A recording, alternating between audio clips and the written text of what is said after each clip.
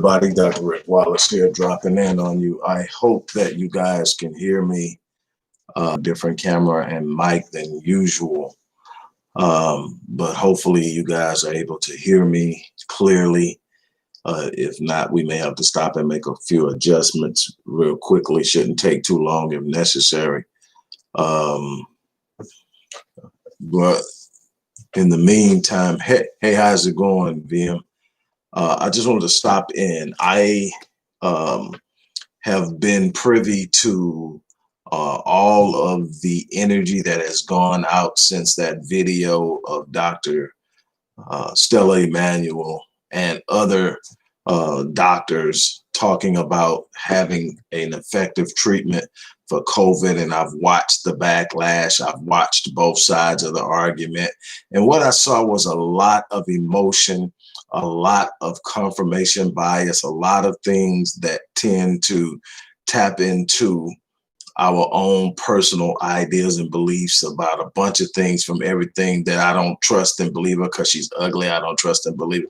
You know, we can't trust and believe her because she's a quintessential Black woman in some senses. I don't know the woman. I've done what I could to get to know the basics about her. But my thing is, I learned a long time ago to examine the message and to challenge and test the message, and not to get caught up in the messenger, because a lot of the times when you focus on the messenger, you lose the sight of the message, you lose the intent and the magnitude of the message. You tend to dismiss the message if it does not come. Hey, how's it going, Regina? It has definitely been a while since I've gone live. I'm going to be doing it a lot more. Still trying to get the groove of things, you know, as I recover from the heart attacks and all that stuff, and get myself in shape and everything like that. But I'm definitely going to be doing a lot more lives starting today and moving forward. It's just taking some time to kind of really catch my groove and get so much done, and have to do it in less time because I'm not spending as much time in my office and on this work because of what it has done to me. But I definitely agree, it has been a while. But here we are. And I want to talk to you guys about that. Before I do, I want to remind you that we definitely need your support for the work we're doing. I put the information in the chat. It's also going to be in the description box of every video that we put up. It's so important. Remember, we're still in the midst of a fundraiser of trying to generate the funds to do a 15-city tour, where we're going to help cities and communities implement programs that I personally designed, as well as Marion's program for restoring Ghettos Forgotten Daughters. We're going to do Black Man Lead, Music is Life, and the Black Empowerment Initiative programs. And we're going to go around and spend a week to 10 days in these cities that I've named in the past. I don't have them in front of me now, but 15 cities. We may add more, but we want to go into these cities without putting a load or a burden on the people in those communities that may not be able to afford it. And I can no longer out of pocket do everything that I've been doing through our Odyssey project. I made my wife and my family a promise that I would be more conscious of what I'm doing with their inheritance. I'm going to obviously do a lot, but I'm also going to ask people to help. If you've seen the work I do, just click the link that's in the description box to the research I did on what we're about to talk about. And you'll get an idea of that. Was 4 days of research. And I shortened it so that I wouldn't scare people away, because people don't like to read. But it's roughly, if you put it on Word, 7 pages. But I shortened it. But that's what that's what I do. I find it, I'm the one that literally branched over psychology into epigenetics. And I wrote on that and share that, and how it's impacting us, how it's connected to childhood adverse experiences. And so, adverse childhood experiences, ACEs. So there's so much that we do that never ever is seen on the surface that allows us to do what we do on the surface so effectively. From sitting in front of you for 30 minutes and 40 minutes and 50 minutes at a time, and being able to make sure that the time I spend with you is enriched and not empty, comes from the work we do behind the scenes, the work that I've done for over 30 years. And we're trying to take this to the next level. We're trying to create a national network for not only Black men leading and restoring Ghettos Forgotten Daughters, but also for mental health. So we need you to really, truly, chip in and show your support and your love.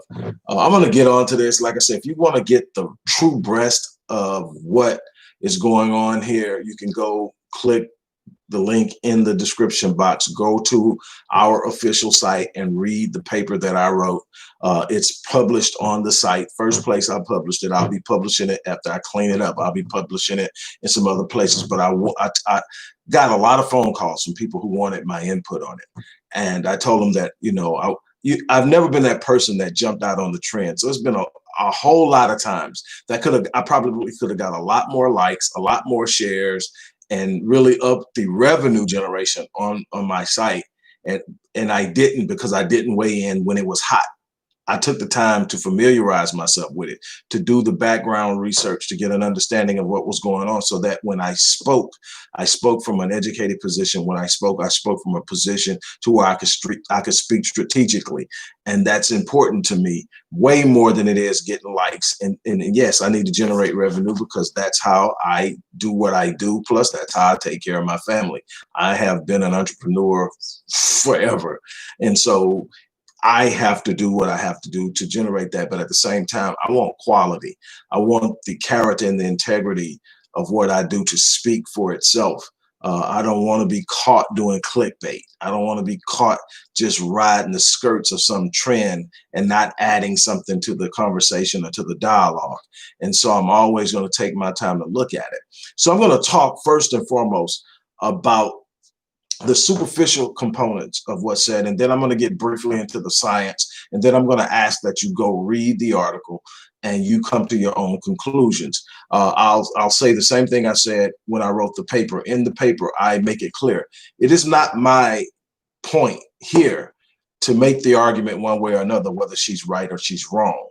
One of the questions I had initially is, even if she's wrong, is it to the point that she is met with such hatred and vitriol and personal attacks? Because see, she's not the only doctor that's made that claim, but she's the only one that I've seen get that much pushback. Now, it's probably some of that is due to the fact that Trump shared it. And anything that Trump likes, it's going to be hated because nobody likes him. So he's the person everybody loves to hate. And anything associated with him automatically gets dismissed as being a lie, being wrong, and being stupid and everything else. And nobody looks at it. Also, people tend to give whoever the media tells them the expert is, give them more gravity than anybody that speaks in opposition to their particular point of view. So Anthony Fauci has said some things and spoke actually erroneously about the effectiveness of hydroxychloroquine. And so I decided to look into it. We're going to talk about that. My thing is, first and foremost, what I have learned in this life as a performance psychologist, as a grief counselor, and so many other ways that I do what I do. What I have learned is that when people get met with an opposing view, the easiest way not to have to deal with it is to discredit the messenger. If I don't like the message, I discredit the messenger. I'm not going to test the message to see if the message is adequately presented, if it's valid, if there's any possible truth to it that I can extract from it, even if it's not completely true. Is there something I can take from it that I may be able to use moving forward? And that's not what happened. What happens is, okay, What she's saying, I don't agree with, because I've bought into the media narrative of things. So what I'm going to do is I'm going to look for ways to discredit her. So the first thing that they went for was the obvious. I mean, literally people attacking her because her hair is not done. What in the hell does her hair have to do with her intelligence and the effectiveness? Her hair did not stop her from completing medical school. Her hair did not stop her from not only doing her residency, but starting her own practice, no matter what you may think of it. I don't think 99% of the people who are ridiculing her have a medical degree or have gone through anything stringently at that level to achieve something academically and socially and career wise to be attacking her. And what she did was, despite what you see as something, my whole thing is when people start talking about a black woman or a black man, but specifically a black woman's hair, and that is not combed, and that takes away from her credibility. That's a bunch of self-hate that has been brewing because we've bought into the Eurocentric idea of what is. See, we have been conditioned to subscribe to the Eurocentric idea of what's beautiful, what's classy, what's professional, and what's successful. And when we see anything outside of the spectrum of that definition of what is from the Eurocentric viewpoint, we dismiss it. We malign it, we marginalize it, we degrade it, we attack it, and we never once think that's the beauty of us. I see a beautiful black woman is what I see. I see a black woman who has gotten about her business. I don't know her personally, so I can't speak to her character. She may not be a nice person. She may not be a person that even is someone that I would personally want to be associated. But from the perspective of what she's gone out and done, and from the boldness at which she has taken a stance in a situation where she has to know that the backlash is coming and that her career could literally be in jeopardy, and she still stand, whether she's wrong or right, I applaud it. I'm not co-signing the fact of what she says, because I'm not taking a position on it until I've done even more research. But what I wanted to do is I wanted to do enough research to say that is what she's saying even have scientific merit? In other words, is there enough science behind what she's saying to say she deserves the benefit of the doubt more than she deserves the ridicule? And so that was my thing. Is there anything out there? Because see, if you listen to the media, if you listen to social media immediately pulled down all of the things she said. Every time an interview she does goes up, social media snatches it down, which says, based on the community guidelines, that it's absolutely proven to be false and it's misleading. However, if you actually research, you'll find out that there are quite a few peer-reviewed empirical studies, quantitative and qualitative, that suggests hydroxychloroquine is effective in treating viruses, and including the coronavirus, all of its strains, including COVID.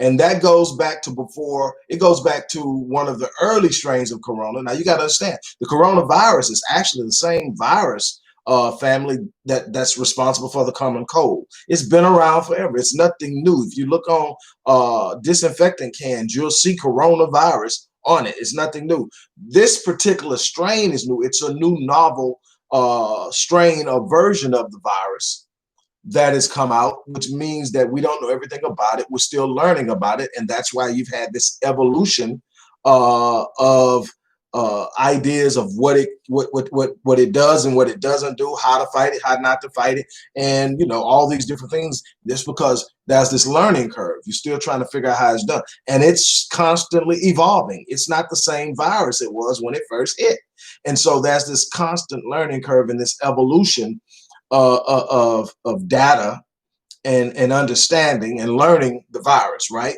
So you have to kind of just feel your way through all of that. But when you sit up and you look at these studies that go back, and I mean every last study that I'm going to present in this paper is from a recognized, reputable source, whether it's a college journal, whether it's the a nationally recognized government journal, it's all recognized journals. There are some stuff from my books that I put in, but that is backed up again by more empirical data from peer-reviewed research. So this is research that just has not only just been written, these are from studies that have not only been carried out and dissertated, but reviewed by other academics to test the scientific integrity of the article. Now, just because the scientific integrity of an article or a paper or a dissertation has been peer reviewed and given a pass doesn't mean that it may not have errors, because all things may not have been considered, and new data and information and ideas and concepts, hypotheses, and theories have all come up, and it may not be completely valid. Most research isn't going to be. Research is normally done in either quantitative or qualitative, meaning that it's a bunch of statistics and actual hard data that doesn't have to be necessarily interpreted to be understood. And then qualitative data is more about getting underneath all of the numbers to get to the reasons why. So it's more surveys and questions asked. When you're talking about human behavior, it's more surveys and questions asked. So you got both of those, right? So, but regardless of what type of study you're doing, what type of research you're doing, it's important to understand that the goal is to further the science. So your research paper should take what's already available and advance it. And then you should know that somebody's going to come along at some point, take your paper, and hopefully advance it. You're not just trying to prove your hypothesis or get your hypothesis to the state of a theory. You're hoping at some point it becomes a theorem, and then that working theorem produces results that allow you to get whatever, for instance, a cure for cancer. Okay, that's the thing. So when we talk about this COVID thing, we're talking about it from a perspective of, is there reputable data out there? I identified a minimum of 10 in the time that I did the research that I could review, meaning that I'm not just looking at it and it says this. I'm literally looking at the science, looking at the method, and there's so many different models of research and how you put your unit of analysis or your sample group together. There's so many different models that can be used. You're looking at the type of model. More importantly, what I look at when I'm looking for studies is who funded the study. Most people don't do that. Most people don't do that. Here's why, and I explain it in the paper. Who funds the study has so much to do with the integrity of the study, because everybody has a human bias. And my bias may not be towards one way or the other on the research, but my bias may be towards the person who paid for the research, because that allows me to do the research. So in other words, you have independent studies. Independent studies are funded by groups, organizations, and government agencies that don't have an interest on one way or another. They just want to know what the outcome is. Then you have private organizations and private entities who literally fund research, but they are going to benefit from one way and be disadvantaged from another way. So when they fund it, the researcher knows what they're hoping the outcome is. You can't tell me when somebody puts $20 million into your coffer for research and they're hoping that A is the reason, is the outcome, that you're not leaning towards it because you want them to fund the next project. It doesn't mean that you can't get past the bias. People do it all the time, but it adds a different element. So I love to review independent studies where the people who funded it don't have a horse in the race. And so the ones that I uncovered, none of them were funded by individuals. Now, here's the thing, every last paper or research study I was able to find that said hydroxychloroquine does not have a benefit in treating COVID came from private benefactors. Doesn't mean that there's not some legitimacy to it, but there is a constant stream of reputable doctors who have been saying since this thing hit that they have been successfully using hydroxychloroquine to treat their patients. And there is a very recently published, I believe the 14th or 15th of last month, because today is the first, right? Yes, today is the first. So the 14th and 15th of July, a study was published that was specifically about hydroxychloroquine and COVID.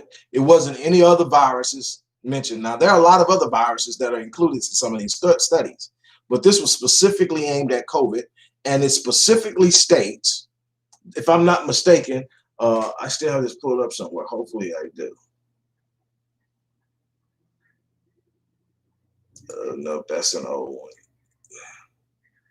Here it is, right here. Here it is, right here. What? Stop playing.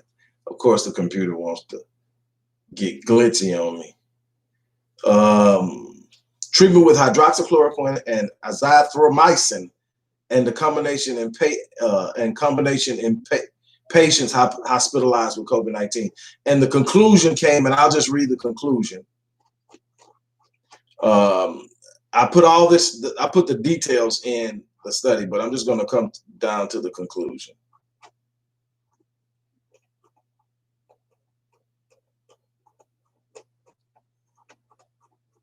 I thought did I pass it? Maybe I passed it.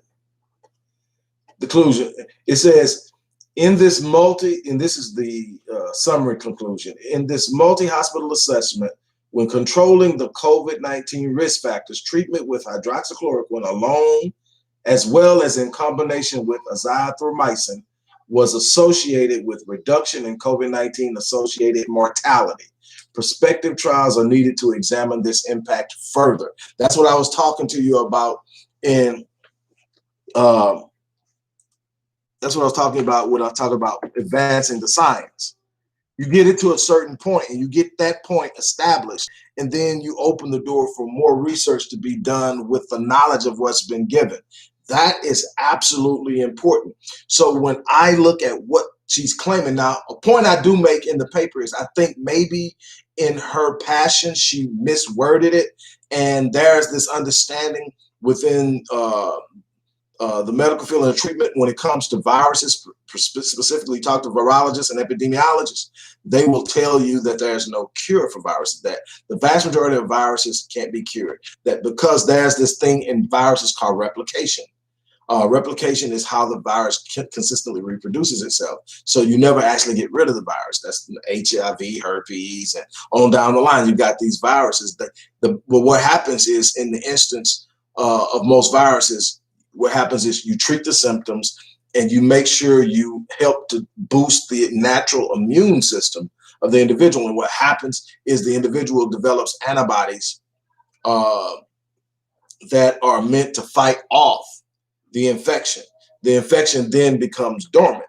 It's there. That's how later in life, people who had chickenpox, a virus, develops shingles because the virus never left. It was there for a moment. The body dealt with it, fought it off. It went away. Once you do that, you never have chickenpox again. But it will evolve and come back in some people in the form of shingles. That is just one way that this thing works. So most doctors will sit up and say there's no cure for viruses. So when someone starts saying I have a cure, they automatically meet ridicule. And when you start talking about you have a cure for COVID, you're automatically going to meet a lot of people because a lot of money is being made here. And I think that's the next point I want to make.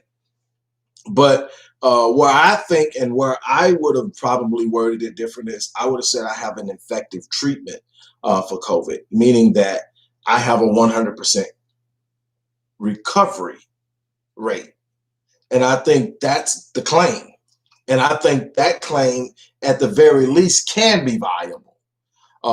I don't know if she's produced her records. I don't know if she stepped up. Someone asked me, well, if she's done that and it's 350 people, why haven't any of her patients come forward? There are many reasons and explanations for why patients haven't come first. First of all, you are making the postulation that no patients have come forth just because you haven't heard it. Again, we underestimate the power of the media. We are seeing what can happen with censorship and how rapidly stuff that Facebook, Twitter, and YouTube don't want up, how fast it comes down. And in some instances, like with me back in last year, when they didn't like something I did, they took the whole channel away from me. So again, we could get into talking about the importance of owning our own so that we can give the whole truth unadulterated and without compromise. And so that's something else we need to talk about moving forward. But you have to understand something. Big Pharma has a lot to gain in hydroxychloroquine not working. You say, well, Big Pharma created hydroxychloroquine. That's one med that is meant for one thing that has been found to be effective in many things. That's not how it's supposed to work. It's supposed to work on that one thing, and it's supposed to work in a way that it consistently needs to be used because there's an ongoing problem. You have to understand Big Pharma in the medical field, for the most part, is never looking for a cure. Why? There's no profit in the cure. If you come to me and I cure you, there's a one-time visit or however long it takes for me to cure you, and then I don't see you again. If I tell you I can't cure you, but I'm going to have to treat you, hypertension, diabetes, and coronary heart disease, arterial heart disease, all the different forms of cancer. Then if I tell you if I'm treating you and you're in remission, but it comes back and I got to treat you again. And now all this time that I'm treating you over and over again, I'm giving you chemotherapy. Every treatment is thousands of dollars. I'm studying that there's all this need to constantly do this because that keeps the money coming in. There's no profit in cures. That's why you can go back to 2015. I'm just going to use one instance, but this stuff goes on all the time. You can go back to 2015, and between June of 2015 and September 2015, over 100 homeopathic and naturopathic doctors died mysteriously, unexplained deaths. 100 well-known, prominent doctors who were very successful, who kept claiming to have cures, especially for cancer at the time, some for HIV. And on the back end of that, the famed Dr. Sebi, all of a sudden, who goes in and out of Honduras on a regular basis, gets stopped and put in a Honduras jail where he refuses to eat, he gets sick, and ultimately dies from pneumonia, if I'm not mistaken. So that he capped all these homeopathic doctors. Many of them I knew. You know, thank God the one that I'm most close to is still alive. He's the one that I consult about a lot of stuff. So I reached out to him about this and we had conversations, and there's so many different ways to prepare yourself. You have to understand the best way to battle a virus is to be prepared before the virus hits by having a very strong immune system. If you have a very strong immune system, your immune system will fight off the virus. I have never, ever had a flu shot in my life. I'm 53 years old, turned 53 this past Saturday. So a week ago today, I turned 53. Never had a flu shot, had a mild case of the flu once in my 20s. Fought it off, got up, went and did what I had to do. Never had it again. And I never, ever take flu shots. And so what I'm telling you is, you've got to be aware of the entire dynamic. You got to be aware of what's pushing the narrative. I talk about a bunch of things. I talk about the power of the media to set a narrative that will have people turning against one another about something that they know nothing, absolutely nothing about.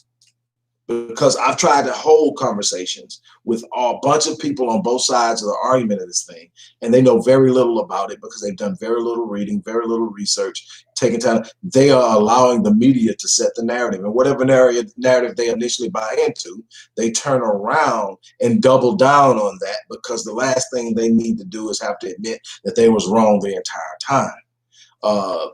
What we are going to have to do is understand.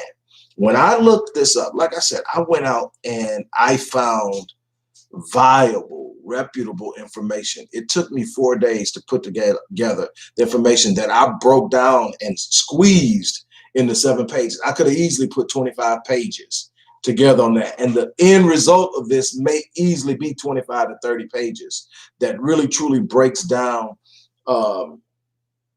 the entire pathology and pathogenesis of the COVID virus, where it starts, how it starts, from point of entry and infection to replication to all of the other elements and components that make it a virus. And then we look at how it can be treated, what's out there, what doctors are saying, what's being reported. And we actually look at the facts. We take our emotions out of the equation. We take our personal biases out of the equation, because there's so many different ways that this happens that we have to be careful about it. But what I want you to do is I want you to click the link, go to the site, read that paper. Yes, it's 7 pages, but I think I made it readable. And what I mean by that is not going to bore you with a bunch of technical stuff, especially the first few pages. Is just about talking about how we've got to do better in judging folks. How that woman wears her hair has absolutely nothing to do with her competence in her field of study and her field of practice. Obviously, the fact that she's not only completed school, she completed a residency, and she has her own practice now. She's doing something right. The fact that her colleagues respect her enough to invite her along to talk about that and gave her a platform says she's doing something right. She can't be a complete quack. And then I want to take you back. Very few people have actually studied this guy, but you know him because anytime you mention the word genius, he's the first one to pop into your mind. Albert Einstein was considered the most craziest, quackiest nut there was. And his hair was a mess. But we're still deciphering some of the things he put together in his theory of relativity and in what we're now discovering and talking about in the realm of quantum physics. His quackiness and his beliefs and the things he did outside of the laboratory did not have any impact when he put the pen to the paper and he started crunching them equations. He was a genius. And if this woman is saying this and you have not done your own homework to discredit her, then you are really actually failing yourself. Because see, the truth of the matter is she could be absolutely wrong. But at the end of the day, my decision is not going to be based on her. It's going to be based on the science she challenged me by her claim to take on. Let me say that again. When she made the claim, she challenged me to examine the science. When it became an issue that big, it's been an ongoing thing, and I've been looking at it and reading and dabbling and looking, but not seriously saying, man, I'm gonna really get into this. I'm just reading and looking. And I kind of had my idea of what was going on and what I could stand on and what I couldn't. And then when she stepped out and she came, and then everybody just came at her, not because they had the science, but because they were told that the science said she was wrong. Which I'm telling you, for as far as that goes, I found 10 reputable journals that publish reputable stuff that everybody searches. The International Journal of Infectious Diseases. Just look at some of the things I pulled up. The Virology Journal, the U.S. Medicine and Library of Medicine Institutional, the government site, and I can go on and on. The Henry Ford Center and Journal.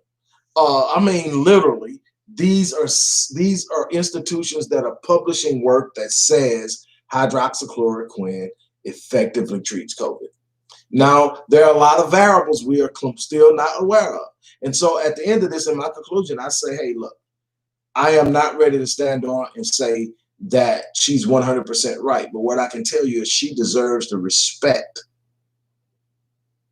of her peers and anyone else that has not put in the work, that can sit down face to face with her and debate her on what she's saying. I don't care if you don't like her. I don't care how you think she appeals to your aesthetic desire to see something Eurocentric in a black woman. I don't care. And it wasn't black men doing it. Just so we're clear, these were Black women attacking her. And as much as I get y'all in my ear about colorism, that right there,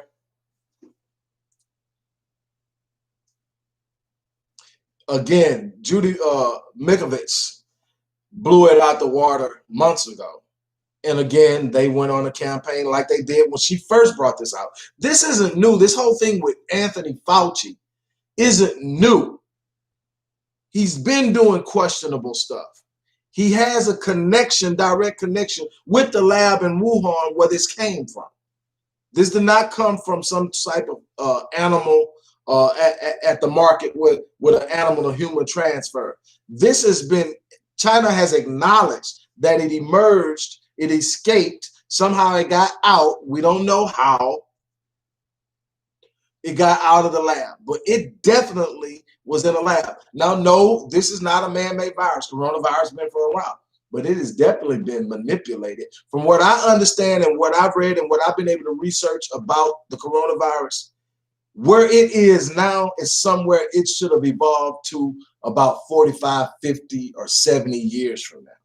So its evolution was advanced. And what I would venture out to, again, suppose or postulate is that the lab work was actually trying to produce a certain specific strain of this that does something that's either more deadlier than ever or targets a specific gene pool. This wouldn't be the first time it's done, but we have got to understand that there's this big talk about population control. There's a need based on eugenicists and other population extremists that we're going to need to reduce the population by 2 billion people, 2 billion people over the next 10 to 15 years. Only something catastrophic can do that, because we're still on an upcline, meaning that we are producing at a rate to increase the numbers on this planet more than we are decreasing. And so for the numbers to decrease, there has to be an intentional mechanism in place to stop it. We know that there are things happening in different places, especially in third world countries, where natives are being given medication that actually sterilizes them and makes them unable to procreate. And so there's a lot going on that no one is going to talk about. We're not going to talk about the fact that the World Health Organization, along with Dr. Fauci and Bill Gates, was run out of India, run out of an African nation. The African nation that they were run out of, the president that did it, shortly after he did it, came up mysteriously with a heart attack after passing his annual physical. Again, like I said, it's a lot of things that you can only speculate about. But after a while, when you see situation after situation after situation, it stops being speculation and it starts being connect the dots. It starts being, okay, we have enough now that we have to graduate from considering this as a coincidence. There's this thing in scientific method called statistical significance. It means when something happens at a rate high enough where it can no longer be attributed to coincidence, it has to have an answer or a response or an explanation as to why it's happening. And we have reached that with the things that are going on in this world. Again, I could talk on and on and on about this, but I can go on and on and on. This is what I'm going to challenge you guys to do as I get ready to get out for here. Read the article, comment on the article, come back and comment on this video, share the video so that other people can get the insight, because people will watch a video quicker than they will read. There's so much that is going on. And again, this isn't me championing Stella, Dr. Stella Immanuel. This is me saying She has enough scientific data behind her that she deserves the respect for people to actually go out and put in the work to research it and understand it. She deserves way more than what she got, is what I'm saying. What I'm saying is it isn't as clear cut as the other side wants you to believe. You got a pending vaccine coming out that's worth over 100 billion to big pharma. You think that might have something to do with why they are going overboard to make sure that we don't see hydroxychloroquine as an already existing effective response or intervention for COVID-19? We owe it to ourselves to stand up and do a better job than what we've been doing. I'm not going to go any further than that, but we've got to do better. Again, I want to ask you guys, support the work we're doing, because the research, just like the research I did here, that was just 4 days. Imagine what I do when I'm given 2 years to really go into something and to put the studies together and to bring the empirical data and the pragmatic evidence together, the things I can come up with.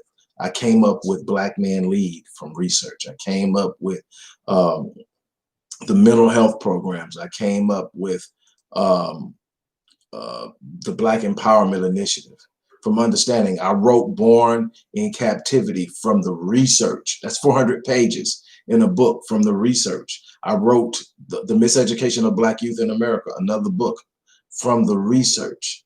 And then now it's out there to help people. We need your support. There's no other way to say it. We need your support is that. But definitely click the link, go to the site, read it, leave a comment. On top of that, share it with other people. Come back and comment on this video to let people in the video know what you saw, what you read. And let's get some energy behind this. Let's challenge one another to raise the bar as far as it's concerned about educating ourselves holistically, about being informed, not because somebody who may have an opposing interest told us so, but because we went out and verified and validated it on our own. That's called due diligence, and we owe it to ourselves. On that note, I'm gonna get out of here. You guys have an unbelievable week. Regina, I promise I'm gonna be back. Keep checking in. It was good hearing from you. Everybody else, take care, and we'll talk soon. I'm out.